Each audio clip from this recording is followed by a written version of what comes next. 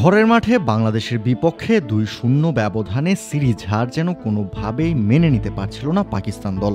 টাইগারদের দাপুটে পারফরমেন্সের বিপরীতে পুরো সিরিজ জুড়েই দেখা মিলেছে অসহায় পাকিস্তান দলের। ব্যাটে বলের লড়াইয়ে তো অবশ্যই, মাঠেও তারা নিয়েছে একের পর এক ভুল সিদ্ধান্ত।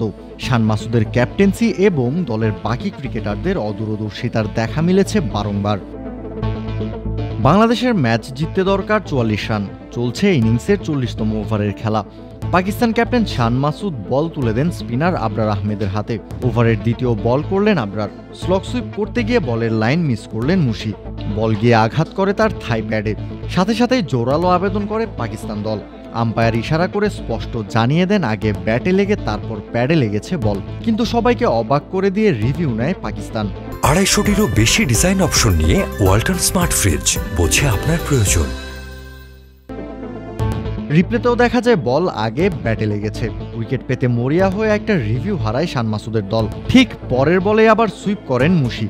আবারও জোরালো আবেদন পাকিস্তানের, আবারও রিভিউ নেয় তারা।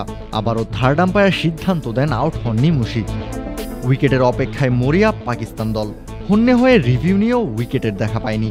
উল্টো রিভিউ হারিয়ে হতাশা ভর করে পুরো দলের চোখে মুখে। শত চেষ্টা করেও সিরিজ হার ঠেকাতে পারেনি দলটা। নিজেদের ঘরের মাঠে হোয়াইট ওয়াশ হয়েছে বাংলাদেশের বিপক্ষে। কাউসার শান্ত, ক্রিক ফ্রেঞ্জি।